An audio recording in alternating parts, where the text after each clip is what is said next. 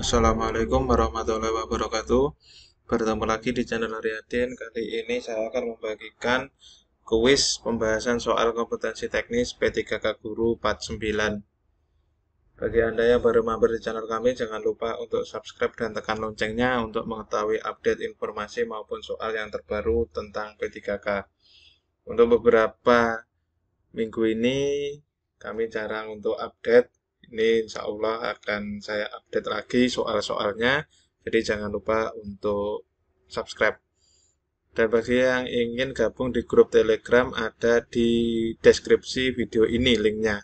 Soal yang pertama, menerapkan berbagai pendekatan, strategi, metode, dan teknik pembelajaran yang mendidik secara kreatif dengan mengintegrasikan teknologi merupakan kompetensi inti pedagogik pada aspek.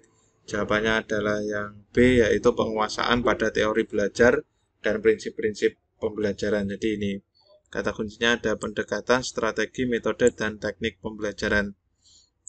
Untuk pembahasannya, indikator kedua ini pada kompetensi inti pedagogik ini ya. Menguasai teori belajar dan prinsip-prinsip pembelajaran yang mendidik sebagai kompetensi inti pedagogik. Indikator penguasaan kompetensi ini ditunjukkan dengan kemampuan yang pertama memahami berbagai teori belajar dan prinsip-prinsip pembelajaran yang mendidik, menerapkan berbagai pendekatan, strategi, metode, dan teknik pembelajaran yang mendidik secara kreatif. Yang C, menerapkan pendekatan pembelajaran berdasarkan jenjang karakteristik bidang studi. Jadi jawabannya adalah yang B. Soal nomor 2, Bu Weni Hapsari dari SD Taman Hidayah mendampingi peserta didiknya mengunjungi panti asuhan. Bu Weni melihat salah satu peserta didik bernama Lina diam termenung setelah mendengar kisah sedih salah seorang penghuni panti asuhan bernama Andi. Bu Weni mendampingi Lina yang sedang menghayati sesuatu. Bu Weni sebenarnya sedang melaksanakan tugas yang disebut. Jawabannya adalah yang C, yaitu membimbing. Pembahasannya, membimbing sangat erat dengan norma dan tertib, misalnya memberikan perhatian dan pendampingan saat siswa sedang proses menghayati suatu nilai-nilai. Membimbing dari sisi strategi dan metode lebih berupa pemberian motivasi dan melakukan pembinaan.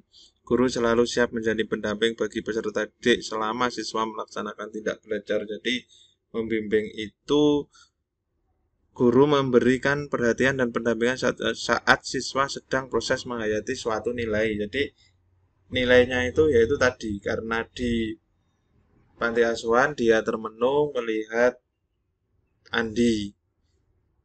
Bu Weni mendampingi Lina dan sedang menghayati itu. Jadi tugas Bu Weni ini sebenarnya adalah membimbing. Soal nomor 3, Pak Adi ingin menyusun prota pada awal tahun ajaran baru. Pak Adi memasukkan komponen identitas pada penyusunan program tahunan. Di bawah ini yang merupakan komponen identitas dalam menyusun prota adalah, jawabannya adalah yang D, satuan pendidikan, tahun pelajaran, dan kelas. Nah, komponen prota yaitu yang ini. Di identitas itu isinya satuan pendidikan, kelas, tahun pelajaran. Sedangkan di format isian antara lain tema, subtema, dan alokasi waktu. Jadi yang benar, yang betul adalah yang D. Soal nomor 4, dalam penyusunan program semester tematik, kita harus menghitung jam tematik dalam seminggu. Misalkan pada struktur kurikulum kelas jam pelajarannya adalah 36 jam pelajaran. Berapa JP untuk pembelajaran tematik dalam satu minggu? Jawabannya adalah 28 JP. Cara penghitungannya ini, jam pelajaran tematik itu yaitu beban belajar kurikulum dalam satu minggu dikurangi beban belajar muatan pelajaran lain. Ini dalam tanda kutip yaitu jam pelajaran wajib ya. Jadi jam pelajaran tematik itu 36 dikurangi jam pelajaran PABB ditambah jam pelajaran PJOK. Jadi PABB ada 4 jam pelajaran, PJOK 4 jam pelajaran. Jadi jam pelajaran tematiknya adalah 28 jam pelajaran.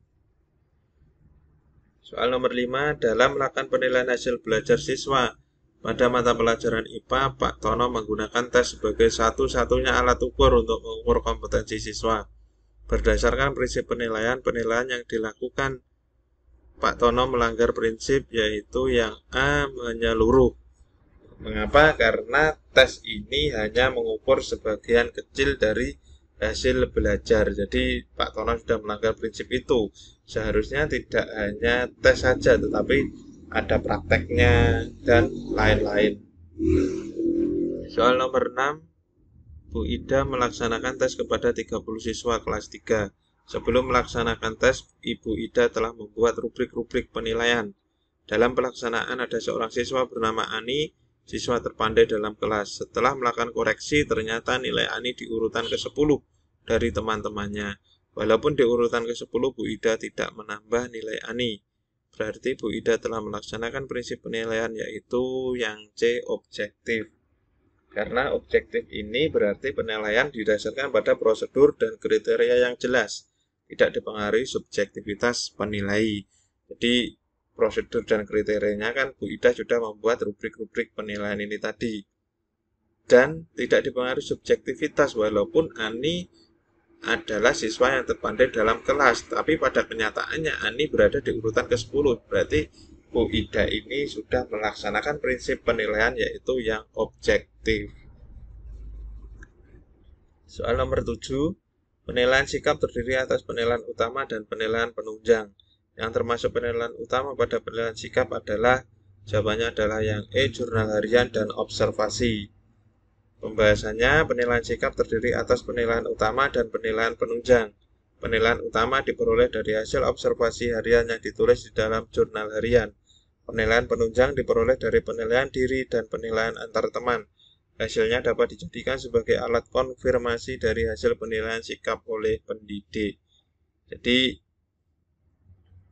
penilaian penunjang dapat diperoleh dari penilaian diri dan penilaian antar teman. Nah, ini berarti yang utamanya adalah hasil observasi harian yang ditulis dalam jurnal harian. Jadi, adalah dalam bentuk observasi yang dituangkan dalam jurnal harian.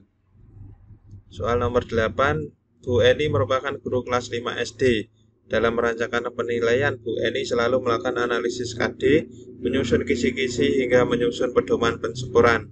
Bu Eni juga selalu rutin melaksanakan penilaian harian, penilaian tengah semester hingga penilaian akhir semester.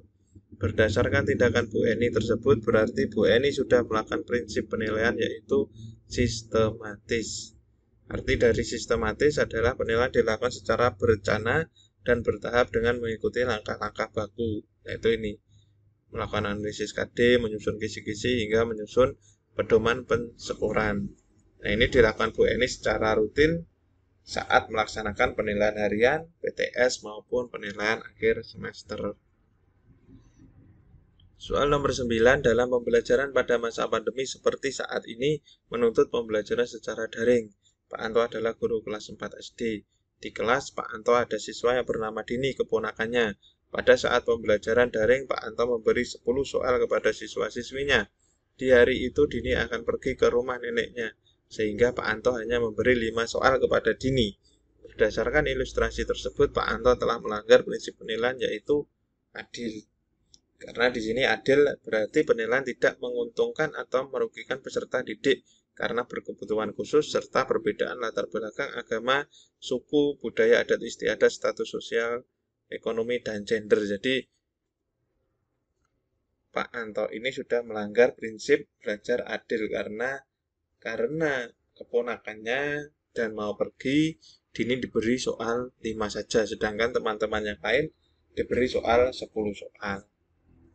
Soal terakhir nomor 10, aspek yang ada dalam penentuan KKM ada 3, yaitu karakteristik peserta didik atau intake siswa, karakteristik muatan atau mata pelajaran, kompleksitas, dan kondisi satuan pendidikan. Ini bisa pendidik dan daya dukung. Salah satu aspek ada intake siswa. Jika intake siswa semakin tinggi, maka nilai KKM-nya juga tinggi. Pembahasannya, aspek intake yaitu memperhatikan kualitas peserta didik yang dapat diidentifikasi antara lain berdasarkan hasil ujian jenjang sebelumnya, hasil tes awal yang dilakukan oleh sekolah atau nilai rapor sebelumnya. Semakin tinggi aspek intake, semakin tinggi pula nilai KKM-nya. Jadi, intake atau kemampuan siswanya itu semakin tinggi, maka KKM yang harus ditentukan oleh guru itu juga harus tinggi. Cukup sekian penjelasan pembahasan kompetensi teknis part 9. Ada kurang lebihnya saya mohon maaf. Untuk video yang lain bisa ditonton di 2 video atas ini. Dan bagi yang ingin ikut tryout P3K Guru SD yang ketiga yang dilaksanakan 3-4 Juli, bisa gabung di grup Telegram yang linknya ada di deskripsi video ini. Saya akhirnya cukup sekian. Wassalamualaikum warahmatullahi wabarakatuh.